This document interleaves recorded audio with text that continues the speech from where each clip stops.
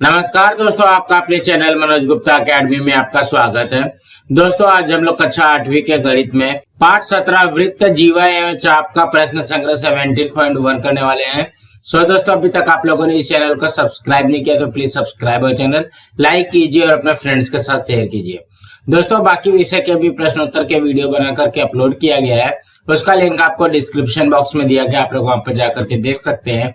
तो आइए अब हम चालू करते हैं प्रश्न संग्रह 17.1। प्रश्न संग्रह 17.1 को स्टार्ट करने के पहले हम लोग कुछ बेसिक देख लेते हैं। तो यहाँ पे देखो क्या दिया गया, थोड़ा याद करें। मतलब हम लोग ने जो 7वीं कक्षा में पढ़ा तो उसको थोड़ा सा देख लेते हैं। क्या दिया गया, संलग्न आकृति में बिंदु O वृत्त का केंद्र है। देखो यहाँ पे बिंदु O जो है वृत्त का केंद्र है। आकृति से संबंधित निम्नलिखित कथनों में खाली जगह भरिए। यहाँ पे देखोगे ये खाली जगह हमको भरना है। तो रेख OD वृत्त की खाली जगह है। देखोगे O और यहाँ पे D, OD क्या हो जाएगी, त्रिज्या हो जाएगी। यहाँ पे लिखोगे OD क्या बन जाएगी हमारी, ये हो जाएगी त्रिज्या। उसके बाद में रेख AB वृत्त का खाली जगह है। AB क्या है, केंद्र से होकर के जा रहा है तो ये क्या हो जाएगा, व्यास हो जाएगा। तो यहाँ पे भरोगे व्यास। उसके बाद में क्या बोला गया, PQ वृत्त की खाली जगह है। P यहाँ पे है और Q यहाँ पे है तो ये क्या हो जाएगा, ये हो जाएगा जीवा। ये हो गया जीवा। उसके बाद में क्या बोला गया, खाली जगह केंद्रीय कोण है। केंद्रीय कोण, कोण कहाँ पे बन रहा है, देखोगे ये कोण बन रहा है। तो कौन सा कोण बनेगा, DOB। यहाँ पे लिखोगे कोण DOB। उसके बाद में लघु चाप बताना है। लघु चाप का मतलब क्या हो गया, 180 अंश से कम। यहाँ पे देखोगे चाप AXD ले लिया है। देखो यहाँ पे AXD ले लिया गया। और कौन सा चाप दिया गया, BD लिया गया। और कौन सा चाप बन सकता है, देखो चाप BQ बन सकता है। तो यहाँ पे लिखते हैं चाप। यहाँ पे देखोगे जगह कम है ना, तो हम लोग यहाँ पे थोड़ा सा आगे लिख लेते हैं, आप लोग अच्छे से लिखना। अब यहाँ पे देखो BQ लिख लिया। अब क्या लिख सकते हैं, PQ लिख सकते हो।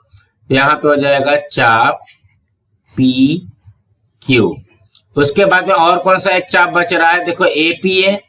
तो यहाँ पे लिखोगे चाप AP। अब यहाँ पे देखोगे दीर्घ चाप में क्या दिया गया, चाप PAB। यहां से देखोगे PAB, इतना गोल घुमा के लाया है। फिर PDQ ये यहां तक आ गया है। और एक चाप लिखना है ना जो 180 अंश से ज्यादा हो, तो इसको ऐसा लिख दो, PDA लिख दो। देखो इस साइड से लिखो। तो यहाँ पे लिखो चाप PDA। अब यहाँ पे अर्धवृत्त का चाप दिया गया। अर्धवृत्त मतलब जो 180 अंश का होता है। तो यहाँ पे देखो पहले में क्या दिया गया, ADB दिया गया है, ये 180 अंश का हो गया। अभी साइड से करो तो APB हो जाएगा। यहाँ पे लिखोगे चाप APB। उसके बाद में क्या दिया गया, माप चाप DB किसके बराबर है। यहाँ पे देखोगे ये जो माप चाप DB है वो किसके बराबर हो जाएगा, कोण DOB के बराबर हो जाएगा। तो माप कोण DOB के बराबर हो जाएगा। उसके बाद में माप चाप DAB। देखोगे जब DAB का मान निकाला रहेगा तो 360 में से ये वाला कोण हम लोग निकाल देंगे। देखो ये वाला कोण जो दिया गया है ये निकाल देंगे। तो क्या निकालेंगे, DOB। यहाँ पे भी आ जाएगा DOB। यहाँ पे देखिए क्या दिया गया है, वृत्त के जीवा का गुणधर्म। क्या है गुणधर्म, वृत्त के केंद्र से जीवा पर डाला गया लंब उस जीवा को समद्विभाजित करता है। मतलब देखोगे ये वृत्त है, वृत्त के केंद्र से ये जीवा है, जीवा पर अगर ये 90 अंश का है लंब डाला गया है तो ये क्या हो जाएगा, जीवा जो है दो भागों में विभाजित हो जाएगी। मतलब AP बराबर PB हो जाएगा। ये है प्रश्न संग्रह 17.1। उसके पहले प्रश्न में क्या दिया गया, P केंद्र वाले वृत्त में जीवा AB की लंबाई 13 दी गई है। देखो AB की लंबाई कितना दिया गया है, 13 सेंटीमीटर दिया गया है। और क्या बोला गया, PQ जो है लंब है जीवा AB पर। देखो हमको क्या निकालना है, हमको QB का मान निकालना है। तो अभी हमने जीवा का गुणधर्म देखा कि वृत्त के केंद्र से जीवा पर डाला गया लंब जीवा को समद्विभाजित करता है। मतलब ये जो है AB की लंबाई दिया गया है और हमको यहाँ पे QB निकालना है तो ये आधा हो जाएगा। तो सबसे पहले लिखो क्या क्या दिया गया, लेंथ ऑफ AB बराबर दिया गया है 13 सेंटीमीटर और दूसरा और क्या दिया गया है, रेख पी क्यू लंब है जीवा ए बी पर। तो हम लोग यहाँ पे क्या लिखेंगे, वृत्त के केंद्र से जीवा पर डाला गया लंब उस जीवा को समद्विभाजित करता है। जब यहाँ पे देखोगे समद्विभाजित करता है तो क्या हो जाएगा, लेंथ ऑफ क्यू बी जो हो जाएगा वो हो जाएगा आधा गुणे लेंथ ऑफ ए बी, ऐसा हो जाएगा। तो हमारे पास क्यू बी निकालना है और ये हो जाएगा आधा गुणे ए बी हमको दिया गया है 13। अब ये इससे कट जाएगा तो ये कितना आ जाएगा 6.5, तो ये हो जाएगा 6.5 सेंटीमीटर। तो हमारे पास क्या आ जाएगा, लेंथ ऑफ क्यू बी बराबर 6.5 सेंटीमीटर। तो इसके उत्तर में लिखोगे लेंथ ऑफ क्यू बी बराबर 6.5 सेंटीमीटर। कुछ इसी तरीके से करना है। अब हम अगला प्रश्न करते हैं। दूसरे प्रश्न में क्या दिया गया है, ओ केंद्र वाले वृत्त की त्रिज्या 25 सेंटीमीटर दी गई है। देखो यहाँ पे त्रिज्या जो दी गई 25 सेंटीमीटर दी गई है। इस वृत्त में 48 सेंटीमीटर लंबाई वाला एक जीवा खींची गई। यहाँ पे देखोगे 48 सेंटीमीटर की एक जीवा खींची गई है। तो वृत्त के केंद्र से वह कितनी दूरी पर होगी, मतलब हमको यहाँ से ये वाली जो लाइन है ये हमको निकालनी है। वृत्त के केंद्र से जीवा की दूरी ये निकालनी है। तो हम लोग इसको नाम दे देते हैं, यहाँ पे दे दिया ए, ये दे दिया बी और यहाँ पे दे दिया एम। तो हम लोग को क्या क्या दिया गया पहले वो लिखते हैं। लेंथ ऑफ ओ बी दिया गया है 25 सेंटीमीटर। उसके बाद में लेंथ ऑफ ए बी भी दिया गया है, लेंथ ऑफ ए बी दिया गया है 48 सेंटीमीटर। और क्या दिया गया, देखो ओ एम जो है लंब है ए बी पर। यहाँ पे लिखोगे रेख ओ एम लंब है जीवा ए बी पर। तो हम लोग यहाँ पे क्या लिखेंगे, वृत्त के केंद्र से जीवा पर डाला गया लंब उस जीवा को समद्विभाजित करता है। जब ये समद्विभाजित कर देगा तो हम लोग यहाँ पे देखोगे ए एम बराबर एम बी हो जाएगा। तो हम लोग सबसे पहले एम बी का मान निकालते हैं। तो लेंथ ऑफ एम बी बराबर क्या हो जाएगा, आधा गुणे length of A B. M B क्या हो जाएगा, ए बी का आधा हो जाएगा तो ये हो जाएगा आधा गुणे ए बी का इतना दिया गया 48, ये इससे कट गया तो कितना हो गया 24। तो ये हो जाएगा 24 सेंटीमीटर। ये किसका आया, ये आ गया लेंथ ऑफ एम बी। देखोगे अब हमारे पास एम बी आ गया है 24 और ओ बी आ गया है 25। हमको ओ एम निकालना है। तो यहाँ पे ध्यान दोगे, देखो ओ एम बी ये वाला जो त्रिभुज के अंदर ये वाला कोण बन रहा है, लंब बन रहा है, मतलब 90 अंश का होता है। यहाँ पे लिखोगे त्रिभुज ओ एम बी में कोण ओ एम बी बराबर 90 अंश, इसलिए त्रिभुज ओ एम बी में पाइथागोरस प्रमेय लगा सकते हैं हम लोग। यहाँ पे लिखोगे पाइथागोरस प्रमेय से।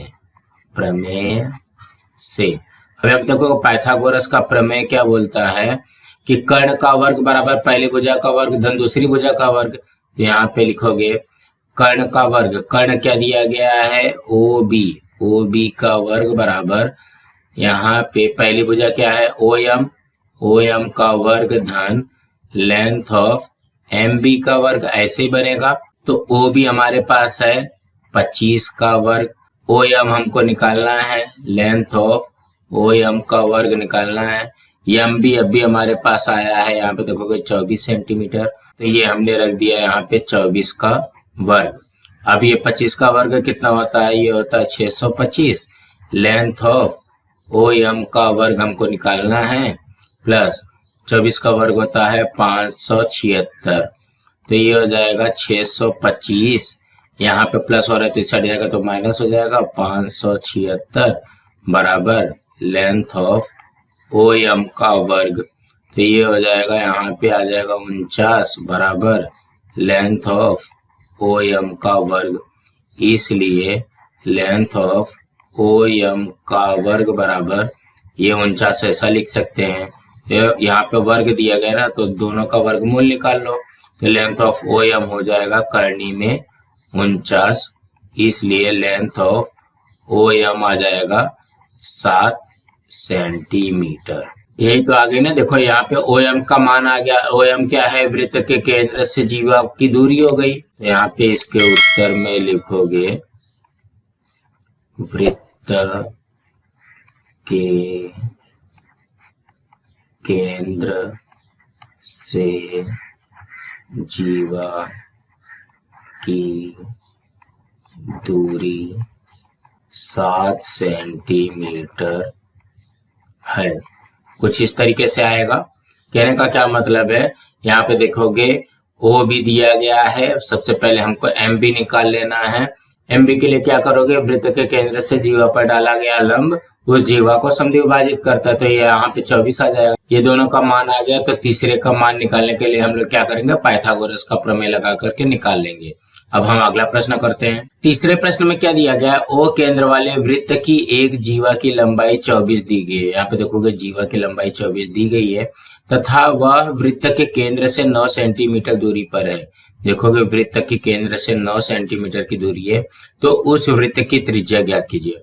मतलब हमको यहाँ पे इसकी त्रिज्या ज्ञात करना है, मतलब इसको ऐसे हमको जोड़ देना। तो हमने यहाँ पे देखो ये त्रिज्या को इस तरीके से जोड़ दिया। सबसे पहले इसको नाम दे दो P, यहाँ पे Q दे दो, ये हो गया R, और यहाँ पे लंब रहेगा ना, इसको दे दो M दे दो। अब यहाँ पे एक एक करते हैं। तो सबसे पहले देखोगे हमको क्या क्या दिया गया? लेंथ ऑफ PM दिया गया है। PM हमको दिया गया है 9 सेंटीमीटर। उसके बाद में क्या दिया गया? लेंथ ऑफ QR है। QR दिया गया है 24 सेंटीमीटर। और क्या दिया गया? देखो PM जो है लंब है जीवा QR पर, यहाँ पे लिखोगे रेख PM लंब है जीवा QR। जब लंब है तो हम लोग क्या लिखेंगे? वृत्त के केंद्र से जीवा पर डाला गया लंब उस जीवा को समद्विभाजित करता है। तो यहाँ पे देखोगे जीवा को समद्विभाजित करेगा तो कौन सा आएगा? QM आ जाएगा। यहाँ पे लिखोगे लेंथ ऑफ QM बराबर आधा गुणे लेंथ ऑफ QR। देखोगे QM जो है QR का आधा हो जाएगा, यहाँ पे हो जाएगा आधा गुणे QR की लंबाई कितना दिया गया है? 24। तो ये इससे कट गया, तो ये आ गया 12। अभी ये कितना हो जाएगा? 12 सेंटीमीटर। ये 12 सेंटीमीटर किसका आया? लेंथ ऑफ QM का आया है। अब यहाँ पे देखोगे ये भी 90 अंश का है, तो यहाँ पे पाइथागोरस का प्रमेय लगा सकते हैं। यहाँ पे लिखोगे त्रिभुज PMQ में कोण PMQ बराबर 90 अंश, इसलिए त्रिभुज PMQ में पाइथागोरस प्रमेय से अब पाइथागोरस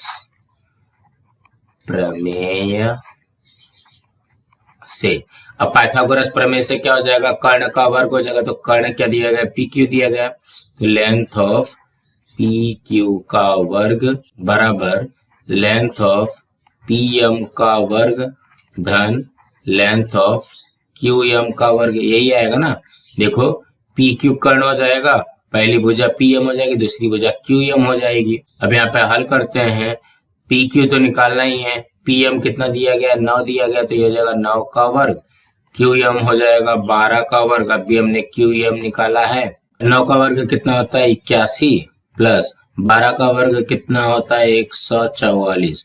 अब ये दोनों को जोड़ दो, तो ये हो जाएगा 4 1 5 8 4 12 हासिल 1, हो जाएगा 225। तो हमारे पास आता है लेंथ ऑफ PQ का वर्ग बराबर 225। लेंथ ऑफ PQ जो हो जाएगा 225 का वर्गमूल निकल जाएगा। अब ये 225 किसका वर्ग है? 15 का वर्ग है, मतलब 225 का वर्गमूल कितना हो जाएगा? 15 हो जाएगा। तो लेंथ ऑफ PQ आ जाएगा 15 सेंटीमीटर। यही तो हमको निकालना था। देखोगे PQ का मान निकालना था ना, तभी तो हमारा त्रिज्या निकलेगा। तो इसके उत्तर में लिखोगे वृत्त की त्रिज्या 15 सेंटीमीटर है। कुछ इस तरीके से करना है। इसमें भी वैसे करना है जैसे हमने दूसरा वाला सवाल किया था, सिर्फ हमको यहाँ पे त्रिज्या निकालना है, पाइथागोरस का प्रमेय लगा दोगे तो आ जाएगा। अब हम अगला प्रश्न करते हैं। चौथे में क्या दिया गया, किसी वृत्त का केंद्र C तथा उसकी त्रिज्या 10 सेंटीमीटर है। तो यहाँ पे हम लोग केंद्र लिखते हैं C और ये हो गया 10 सेंटीमीटर। उस वृत्त के एक जीवा की लंबाई 12 सेंटीमीटर हो। जीवा की लंबाई हमको दिया गया 12 सेंटीमीटर, इसको जीवा हम लोग मान लेते हैं ए बी। तो वह जीवा केंद्र से कितनी दूरी पर होगी, मतलब यहाँ पे हमको ये C से लेकर के ये वाली दूरी हमको निकालनी है। तो यहाँ पे लिख लेते हैं यम। तो कहने का क्या मतलब है, हमको CM निकालना है। CA दिया गया है और AM हमको यहाँ से निकालना पड़ेगा। जैसा हम लोग ने दूसरा वाला सवाल किया था सेम वैसा ही है। तो सबसे पहले हम लोग लिखते हैं क्या क्या दिया गया है।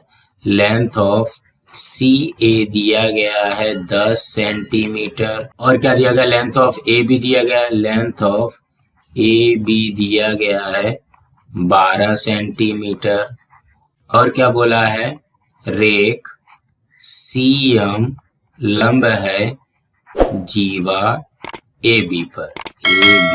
तो जब लंब रहेगा तो हम लोग क्या लिखेंगे, वृत्त के केंद्र से जीवा पर डाला गया लंब उस जीवा को समद्विभाजित करता है। जब जीवा को समद्विभाजित करता है तो हम लोग क्या लिखेंगे, लेंथ ऑफ AM बराबर आधा गुणे लेंथ ऑफ AB।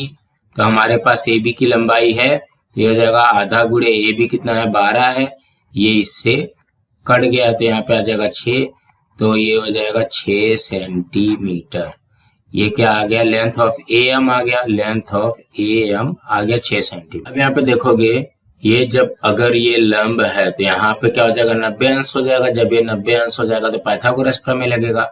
तो कौन सा त्रिभुज बन रहा है, त्रिभुज CMA में कोण CMA बराबर 90 अंश, इसलिए त्रिभुज CMA में पाइथागोरस प्रमेय से, पाइथागोरस